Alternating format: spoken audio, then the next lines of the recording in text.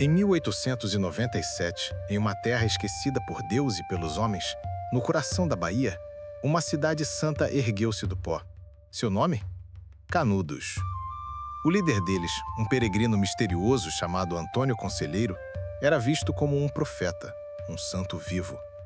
Ele prometeu uma terra onde não haveria fome, nem impostos, nem a república, que ele chamava de a Lei do Cão. Mais de 25 mil almas o seguiram, construindo com as próprias mãos uma fortaleza de fé no meio do nada. Para a jovem República do Brasil, Canudos não era um milagre, era um tumor. Uma heresia rebelde que precisava ser extirpada a ferro e fogo. E eles enviaram o exército. Mas o que ninguém esperava aconteceu. Por uma, duas, três vezes, o exército mais poderoso da América do Sul foi derrotado, massacrado e humilhado por um exército de farrapos, armado com facões, bacamartes velhos e uma fé que movia montanhas. Esta não é apenas a história de uma batalha, é a saga da guerra mais brutal, messiânica e esquecida da história do Brasil. Para entender como um único homem pôde erguer uma cidade e desafiar uma nação, é preciso entender a terra que o forjou, o sertão nordestino do final do século XIX. Não era apenas um lugar, era uma condição, uma existência de seca, fome, latifúndio e um abandono quase total por parte do governo. A vida aqui era uma penitência, e em terras de penitência, o povo anseia por um milagre, por um profeta. E foi exatamente isso que eles encontraram em um homem chamado Antônio Vicente Mendes Maciel. Ele não nasceu conselheiro. Esse foi o nome que o povo lhe deu. Nascido no Ceará, ele teve uma vida comum até a meia-idade. Foi comerciante, professor, advogado prático, mas sua vida foi marcada por tragédias pessoais, incluindo a traição da esposa, que o levaram a uma peregrinação sem rumo. Ele abandonou tudo e começou a andar. Por mais de 20 anos, ele vagou a pé pelos sertões de vários estados, vestindo uma túnica azul simples, com longos cabelos e barba, carregando apenas um cajado e um rosário. Ele não pedia nada, ele apenas oferecia. Consertava igrejas, reconstruía muros de cemitérios e, mais importante, ele pregava. A pregação de Conselheiro era uma mistura potente de catolicismo popular, profecias apocalípticas e uma crítica social ferrenha. Ele falava em versos, com uma linguagem que ecoava a Bíblia e que o povo do sertão entendia em sua alma. Ele falava do fim dos tempos, que ele acreditava estar próximo em 1900, ele atacava os pecados do mundo moderno, mas seu principal inimigo era a recém-proclamada República. Para Conselheiro, a República, com sua separação entre igreja e Estado e a instituição do casamento civil, era a obra do anticristo, a Lei do Cão. Ele pregava lealdade a uma monarquia divina, não a uma república de homens corruptos que cobravam impostos e os deixavam para morrer de fome. Sua figura ascética e suas palavras poderosas começaram a atrair seguidores. Primeiro dezenas, depois centenas e logo milhares. Eram os deserdados do sertão, sertanelhos sem terra, ex-escravos que a abolição havia libertado para a miséria, e os temidos jagunços, pistoleiros e bandoleiros que viam nele uma autoridade maior do que a de qualquer coronel.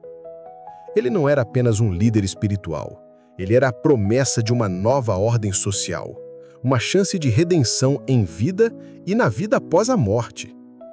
Onde quer que ele fosse, uma multidão o seguia, e essa multidão nômade começou a se tornar um problema para os poderosos locais, os coronéis e a Igreja Católica oficial, que viam sua autoridade sendo desafiada. Após anos de peregrinação, Conselheiro decidiu que era hora de parar devagar.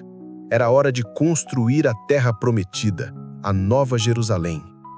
O local escolhido foi uma fazenda abandonada às margens do rio Vaza Barris, um lugar chamado Canudos.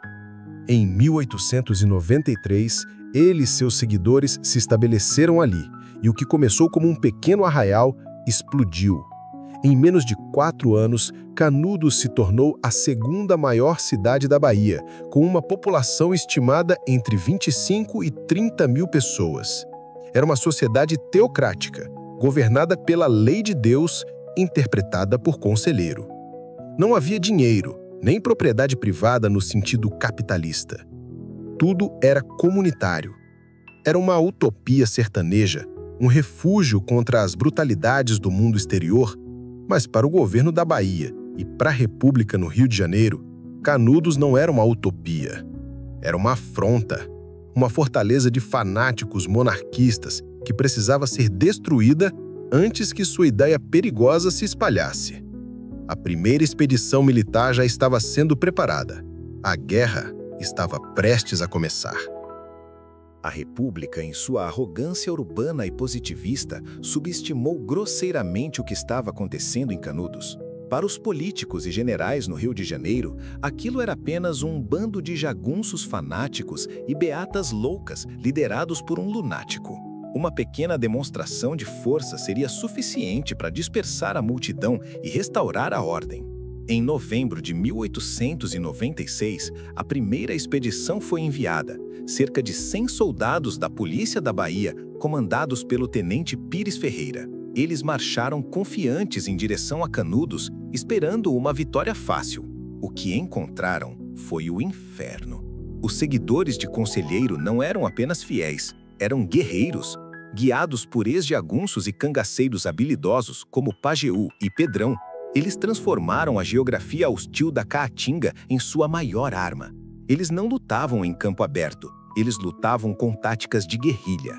Emboscadas em desfiladeiros estreitos, ataque surpresa ao amanhecer, o uso de gritos e rezas para aterrorizar psicologicamente o inimigo.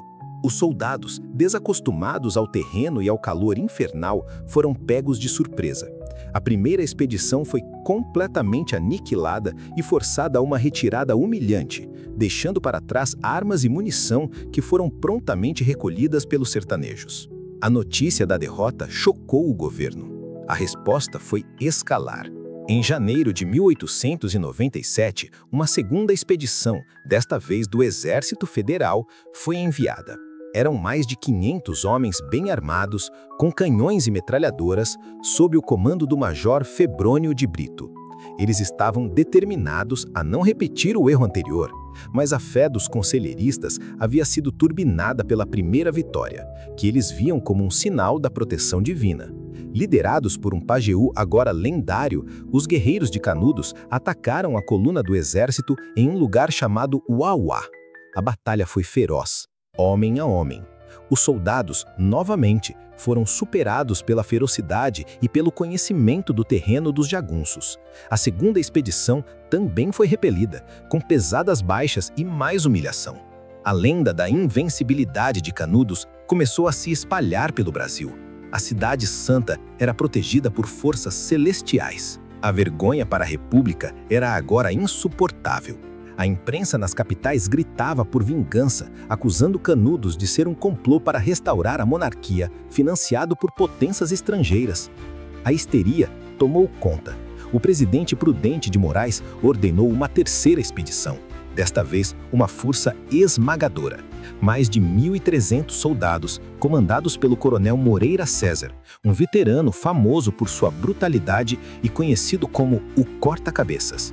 Ele prometeu esmagar Canudos em questão de dias. Em março de 1897, sua coluna, a maior força militar já reunida no Brasil republicano até então, chegou aos arredores de Canudos. Moreira César, arrogante e impaciente, ordenou um ataque frontal direto, ignorando os avisos de seus oficiais sobre o perigo das ruas estreitas e das casas fortificadas de Canudos. Foi um erro fatal. O arraial havia sido transformado em uma fortaleza medieval. As ruas eram um labirinto mortal, com trincheiras, armadilhas e atiradores escondidos em cada janela. Os soldados, ao entrarem na cidade, foram recebidos por uma chuva de balas, pedras e água fervente. O próprio coronel Moreira César foi atingido por um tiro certeiro e morreu no início do combate. A morte do comandante quebrou o moral das tropas. O que se seguiu foi o caos. A terceira expedição, a maior poderosa de todas, foi dizimada. Os soldados que não morreram fugiram em pânico, abandonando canhões, metralhadoras e milhares de rifles Mauser. Foi a maior derrota militar da história da República Brasileira. A humilhação era completa. Canudos, a Nova Jerusalém do Sertão, havia derrotado e humilhado por 3 vezes as legiões do Anticristo. Agora, não se tratava mais de restaurar a ordem. Para o governo, a questão se tornou uma de honra nacional. A 4ª e última expedição não viria para lutar, viria para exterminar. A terceira derrota foi mais do que uma humilhação militar. Foi uma crise existencial para a jovem República Brasileira. A nação inteira parecia ter sido derrotada por um punhado de fanáticos no sertão. A imprensa, em um frenesi nacionalista, pintava Canudos como um câncer monarquista, uma ameaça à própria integridade do Brasil. A ordem que emanou do Palácio do Catete, no Rio de Janeiro, foi final e absoluta. Canudos deveria ser destruída a qualquer custo. Desta vez, não haveria mais erros nem subestimações. A República iria despejar todo o seu poder de fogo sobre a Cidade Santa. A 4ª e última expedição foi uma operação de guerra em uma escala sem precedentes. O ministro da Guerra em pessoa, o Marechal Carlos Machado de Bittencourt, foi para a Bahia para supervisionar a campanha. Mais de 10.000 homens foram mobilizados, vindos de 17 estados diferentes, compondo quase metade de todo o efetivo do Exército Brasileiro na época. E eles vieram armados para o extermínio. Trouxeram a mais moderna artilharia disponível, incluindo o temido canhão Krupp de 32 polegadas, apelidado de a Matadeira, capaz de disparar projéteis explosivos que podiam demolir as igrejas e as casas de taipa de Canudos a quilômetros de distância. Em junho de 1897, este exército colossal começou a marchar em direção a Canudos, não em uma única coluna, mas em 2 para cercar o arraial e cortar qualquer rota de fuga ou de suprimentos.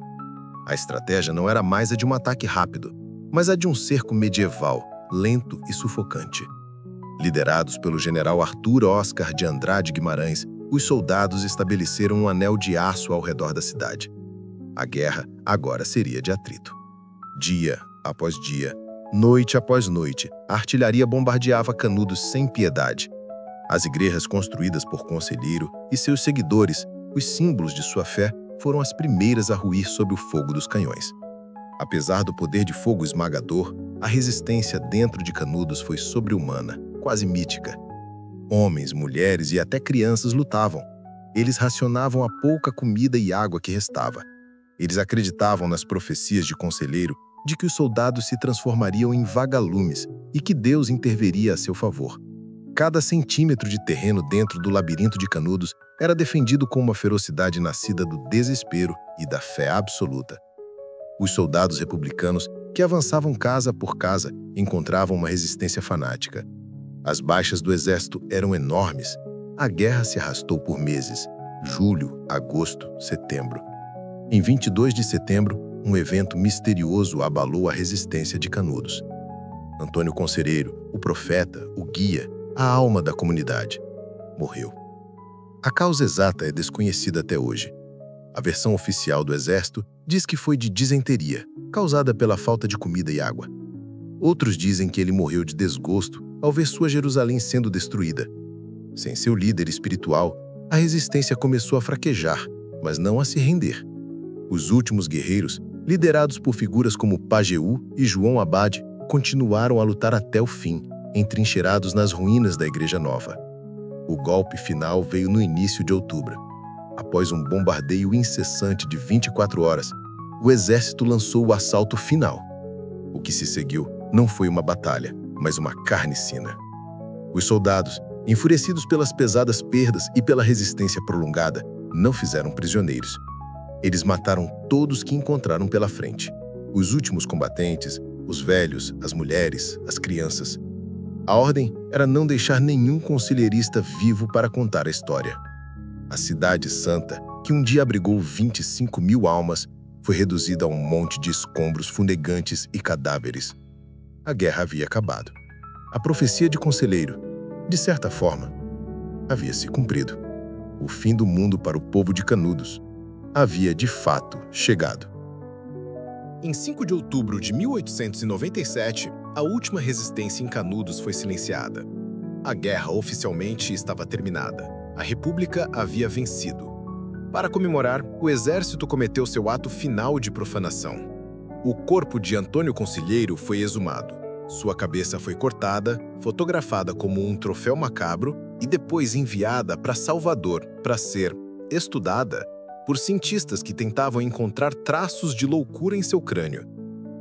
Era uma tentativa de reduzir a guerra a um simples caso de insanidade, de apagar a complexidade social e religiosa do movimento.